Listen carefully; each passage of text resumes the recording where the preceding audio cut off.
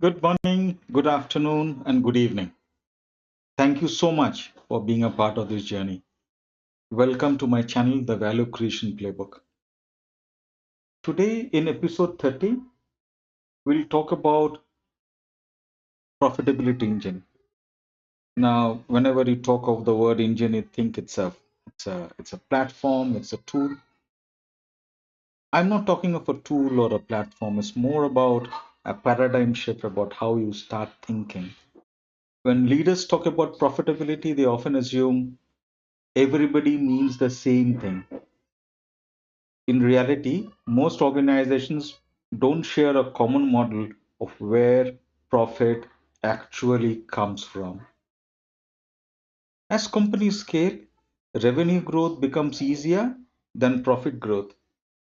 Decisions multiply, complexity increases, and profitability slowly shifts from something that is managed to something that is hoped for.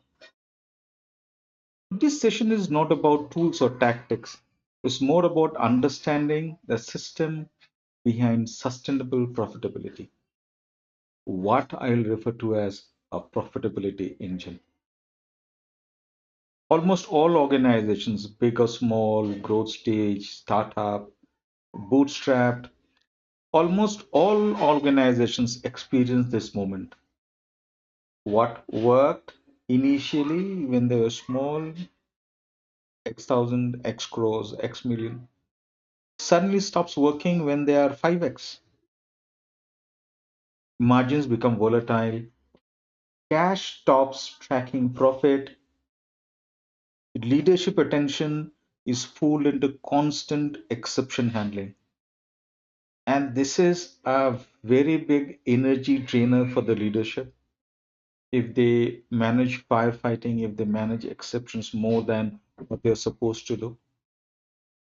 And I always say to them, this is not because your people are working less hard.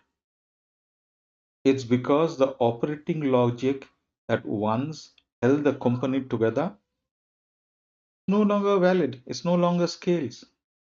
So profitability problems at scale are really performance problems. They are system problems.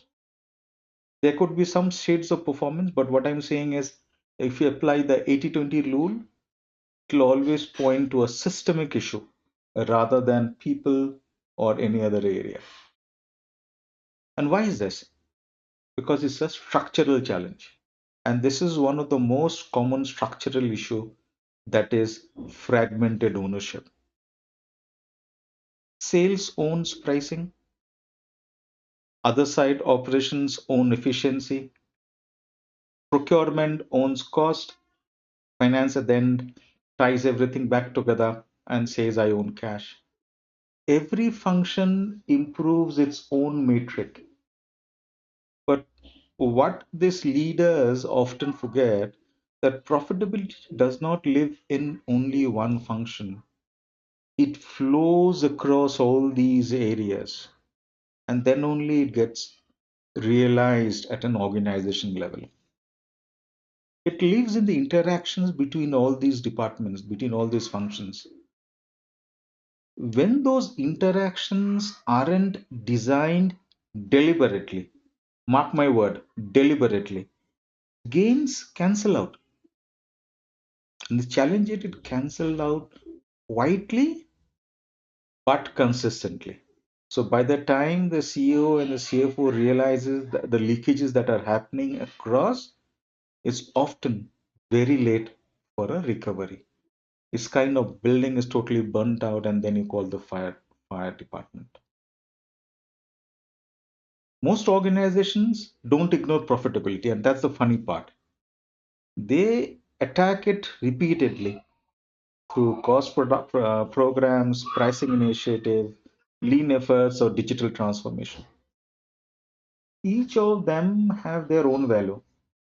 I do a bunch of digital transformation projects, pricing optimizations. But the problem is when you run them independently, they create friction instead of results. Cost savings return as services issues. Pricing discipline collapses under volume pressure. Technology automates poor decisions. The issue is not lack of effort, is the absence of an integrating system. This brings me to the concept. What do we mean by a profitability engine? It's not a product, it's not a consulting program, but it's more as a way of how leadership thinks, how the CEO, the COO, the CFO think. A profitability engine is a management system that makes profit drivers visible, aligns decision across functions so that they don't behave in silos, and converts margin into cash predictably. It answers a simple but powerful question. How does this organization actually make money? And at the end of the day, protect it. Now, I covered the reason why we need such a thing. What is the framework all about? But what is the model not going to do? It's important to be clear what this is not. It's not a cost cutting exercise. It's not a finance only framework. And it's not a one time transformation. Please remember that. Profitability doesn't come from spreadsheet. It comes from how decisions are being made, repeated, and governed over a period of time. Now that we know about the model and what it can do and what it cannot do, so let me spend a couple of minutes on the profitability pillars. At the heart of the model are three interdependent pillars. First, value drivers. How the company prices, segments customers, and monetizes demand. Second, business efficiency. How well resources are converted into output. Third, financial strength. How profit translates into cash and resilience. Most organizations manage them separately, but remember, highly profitable ones design them together. Profitability is rarely driven by a single big move. And that's where I say profitability is multi-causal. It's shaped by dozens of small decisions, pricing exceptions, procurement choices, batch sizes, service levels, inventory buffers, payment terms, etc.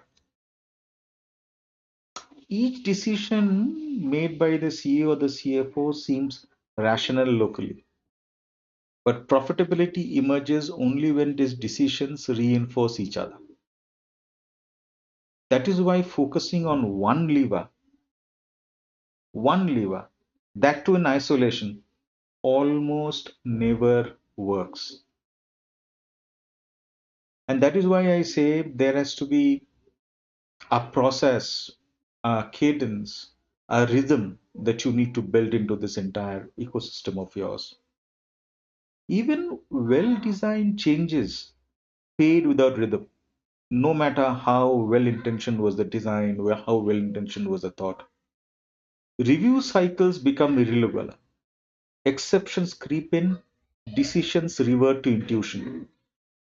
That's where a profitability engine introduces a cadence, clear review rhythms, decision rights, ownerships, and feedback loops. That is how profitability becomes repeatable rather than episodic. How is the model applied?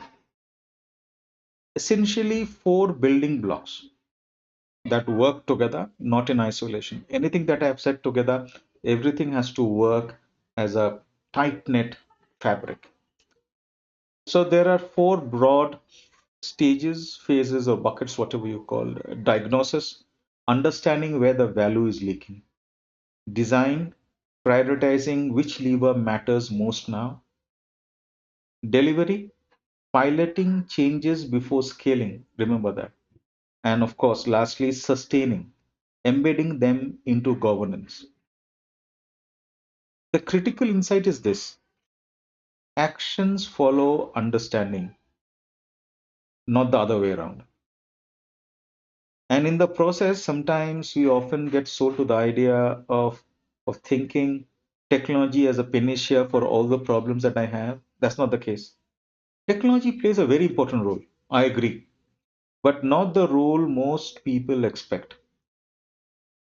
Digital and AI do not create profitability. Remember that they amplify decision quality, speed, and consistently. When the underlying profit logic is weak, what will technology do? Technology accelerates failure. That's not what you wanted, but that's where you land. On the other side, on the other flip side, if the system is sound, if you have a well integrated architecture, technology becomes a powerful multiplier. This brings me to the leadership takeaways. Always remember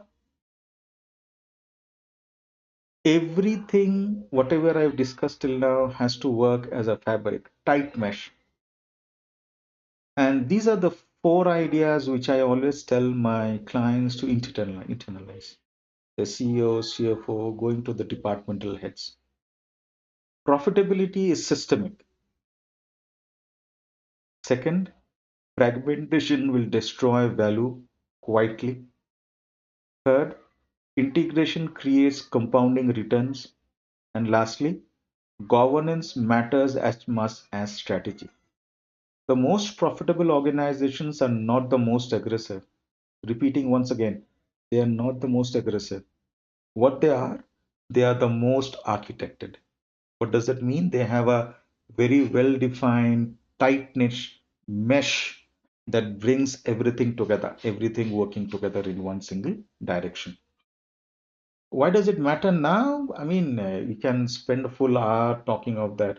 In today's absolutely chaotic environment, it's very important for us to understand with so much geopolitical tension happening, making the right decision without a proper framework is going to be suicidal. And for doing that, it's not going to happen in a day. You have to unlearn a lot of things, establish processes, establish a mindset, and then only you'll be in that direction. So it's a gradual process, but let it not be too late. And I think the time is now because the way things are moving and the way things are moving in a business direction, it's important. Because if you have a weak profit system, it's going to be exposed very quickly, just like a watermelon effect. Everything looks green outside, inside everything is deep red. Why am I saying that? Pricing power will fluctuate in a volatile market. Cost moves are unpredictable. And of course, at the end of the day, cash becomes critical. So without a profitability engine, what will you do? Will you react? But with one, you will be able to choose deliberately. That is what I say is the differentiating factor between an organization that wobbles and collapses to the one that has stood the test of time, that has become more resilient as it has grown bigger and bigger to reach where it is now. So it's very important for you to start thinking in that direction. And for most leaders, the right starting point is not action, it's diagnosis. Please spend a good amount of time understanding where your value is leaking, and then only start drawing up those roadmaps. They come much later. Understanding where value leaks, which levers matter most, and how decisions interact changes every decision that follow. So spend a good amount of time in these three blocks that I've mentioned. In the upcoming sessions, I will walk you through how leaders diagnose profitability leakage without launching yet another cost program. Sometimes I feel we over engineer when you really don't need so much of a staff, but all for the good reasons, I would presume. Uh, thanks for staying with me. Thanks for staying for the last so many minutes and so many episodes with me. Thanks for being a part of the journey, and love your feedback that you keep sending. That keeps me going and start thinking on what the real challenges that you guys are facing. Keep them coming. And until next time, take care, stay safe, and we speak soon. Bye for now.